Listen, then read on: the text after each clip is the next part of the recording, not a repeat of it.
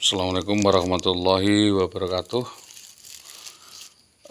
Keinginan kita untuk menghadapkan diri kita ke Bapak Kapolsek Tambak Romo sesuai dengan ketentuan perundang-undangan, yaitu pasal 106 ayat 2 Perkapolri nomor 23 tahun 2010 tentang organisasi dan tata kerja kepolisian setingkat resort dan sektor, di mana SPKT bertugas memberikan pelayanan kepolisian terpadu terhadap laporan pengaduan masyarakat dengan memberi bantuan, pertolongan, serta informasi.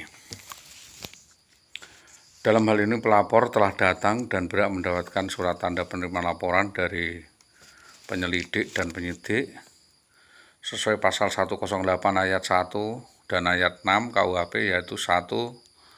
Tiap orang yang mengalami, melihat, menyaksikan, menjadi korban suatu peristiwa berhak melapor. Yang kedua adalah setelah menerima laporan pengaduan, penyidik harus memberikan tanda penerimaan laporan. Selanjutnya, bahwa sesuai dengan hal ini kita diperlukan aturan-aturan mengikat, di mana kasus yang kita sampaikan kepada Polsek Tambak Romo ini yaitu menyangkut barang siapa yang mengajukan pengaduan dan upaya lainnya. Upaya pidana adalah ultimatum remedium, upaya terakhir, maka disarankan untuk somasi dan atau menggunakan upaya kekeluargaan atau upaya lain atau perdata.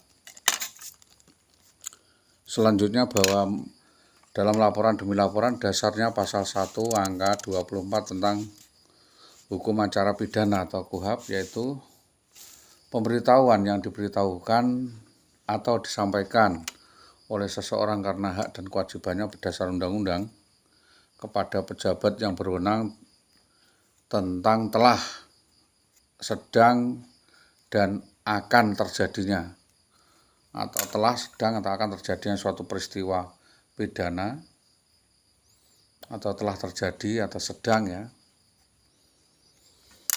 Artinya bahwa peristiwa yang dilaporkan itu tidak atau belum tentu merupakan pidana, sehingga dibutuhkan tindakan penyelidikan dari pejabat yang berwenang dalam artian APH ini untuk terlebih dahulu menentukan perbuatan mana yang merupakan tindak pidana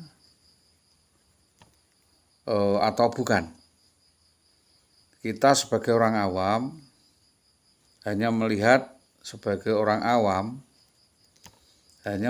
itu suatu tindak kejahatan itu saja, dan itu kami memiliki kewajiban untuk melaporkan tindakan itu. Jadi kalau kita diam dan tidak melaporkan hal itu, kita malah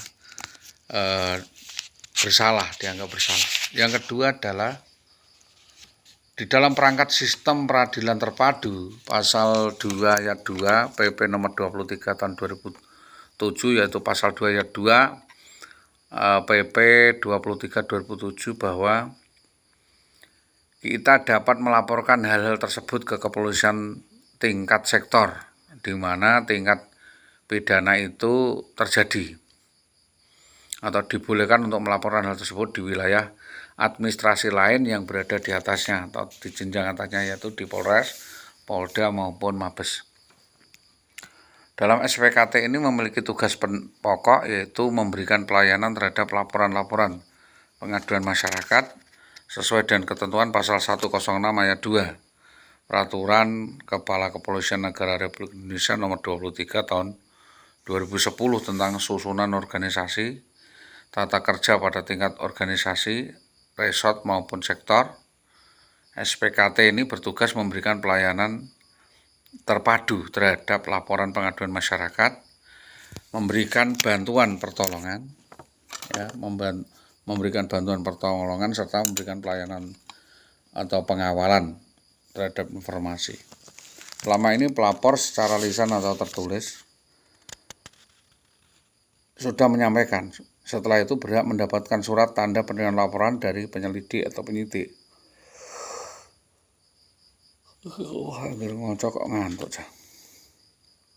Pada pada pasal 108 ayat 1 dan ayat 6 KUHP. Yang pertama adalah tiap orang yang mengalami, melihat, menyaksikan, dan menjadi korban suatu peristiwa berhak untuk melapor. Yang kedua adalah setelah menerima laporan atau pengaduan dari penyidik harus memberikan tanda penerimaan laporan. Yang kedua, apakah mungkin jika turut terlapor di dalam suatu perkara itu turut membayar ganti rugi atau kerugian yang dideritanya akibat kekalahan atau turut tergugat, turut menanggung putusan yang bersifat mengikat, ya, kondemnatoir, tunduk dan patuh pada putusan tersebut yang sesungguhnya berakibat langsung bagi tergugat. Jadi ini kita menggugat tentang al-haq. Ini atasannya, ya. Atasannya itu otomatis terlapor. Terutama putusan-putusan yang mengandung dan mengikat, terutama di dalam fair sharing ini dipisahkan suatu putusan dengan sela atau menunggu. Kami mempertanyakan, dalam hal ini kami mempertanyakan al-haq pasca putusan langsung mengajukan gugatan, yaitu harus menunggu perkara selesai atau overspell, bahwa sebagai turut tergugat dalam hal ini kita menggugat mengikuti proses perkara utamanya terlebih dahulu atau sampai perkara tersebut berkekuatan hukum tetap. Kemudian setelah itu kita dapat mengajukan gugatan ganti kerugian terhadap tergugat, dan hal ini penting agar tergugat tidak menggunakan tangkisan atau pedentis litis karena perkara utamanya belum pernah selesai dan mencegah putusan yang outsporing. Selanjutnya bahwa bukan mempidanakan paksa atau hubungan prestasi dengan menggunakan cara-cara kekerasan, vandalisme untuk memperoleh hak-hak keperdataan dari hasil konspirasi kedinasan. Karena dalam hal ini seolah-olah penggugat sajalah yang berhak menentukan pilihan mana yang harus dihukum tanpa mengingat, menimbang, menentukan pihak mana yang ia inginkan untuk dihukum, dan lalu membayar ganti kerugian faide. Justice delayed is justice denied.